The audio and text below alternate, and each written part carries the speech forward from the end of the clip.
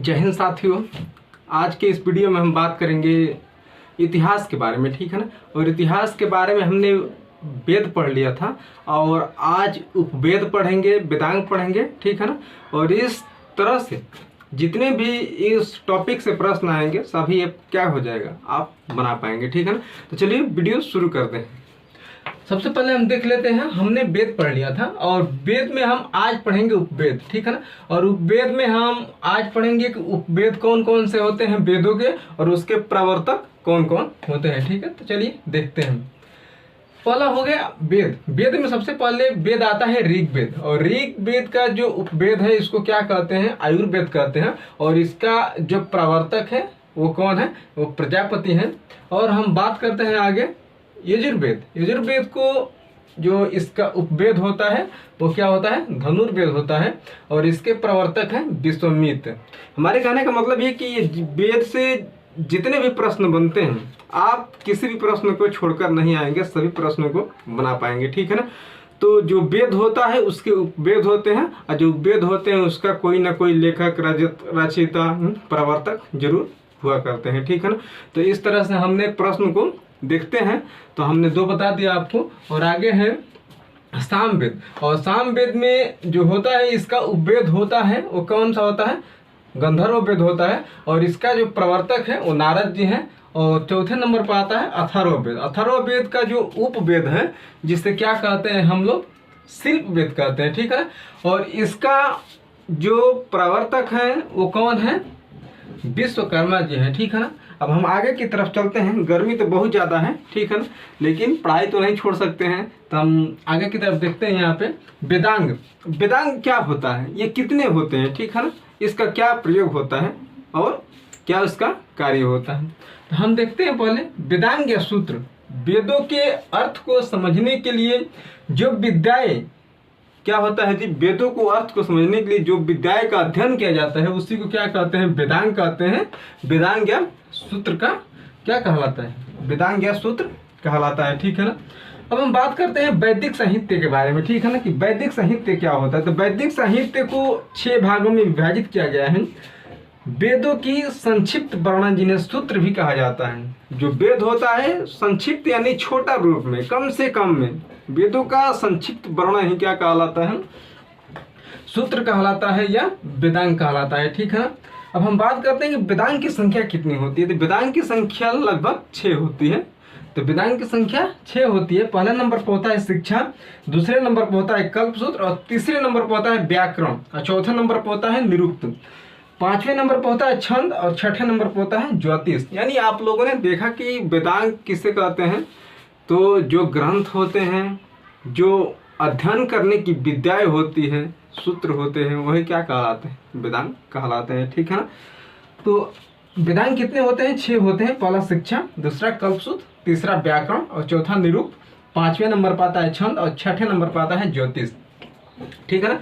और इस तरह से हम देखते हैं आगे की तरफ कि वैदिक काल में जो नदियां हुआ करती थी तो उसको पुराने समय में क्या बोला जाता है, अब क्या बोला जाता था, ठीक है ना। तो इस टॉपिक से बहुत बार प्रश्न क्या हो जाता है, पूछ लिया जाता है। तो हमने सोचा कि इस टॉपिक को साथ में ले लेना चाहिए, ठीक है। ये बात कर रहे हैं हम, ठीक है, सिंधु नदी की। सबसे पहले ही सिंधु नदी ही हुआ करती थी।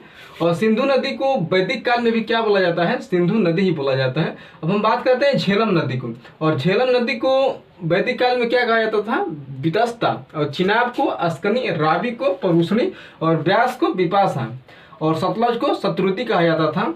और खासकर बहुत सारे एग्जामों में यहाँ पे सरस्वती की जगह पर घग्गर हुआ करता था, और आज भी घग्गर है। सरस्वती का पुराना नाम क्या है, तो कोई पूछेगा तो क्या होगा, घग्गर ही इसका सही आंसर हो जाएगा, ठीक है ना।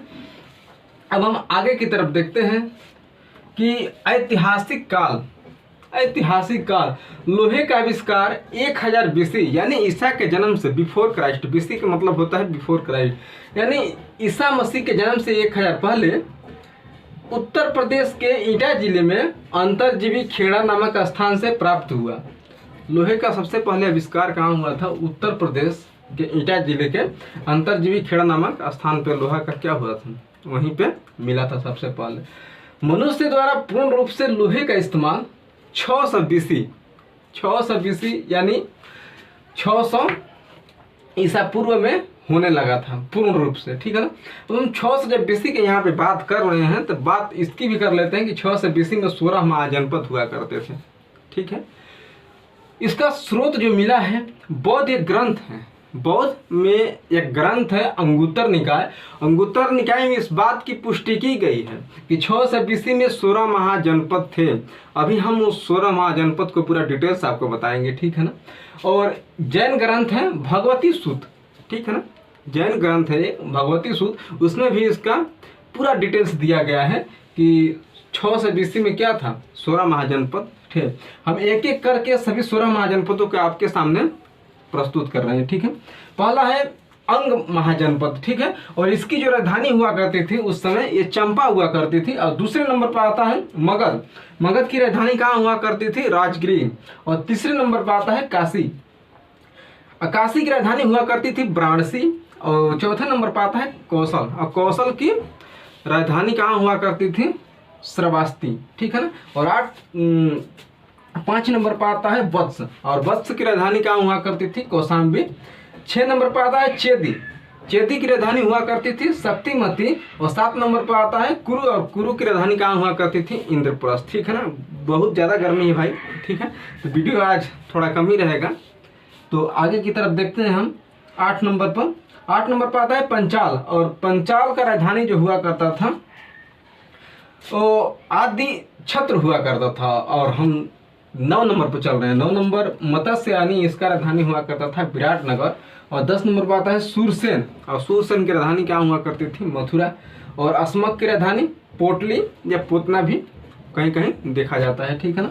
और अवंती की राजधानी क्या हुआ करती थी, उज्जैन।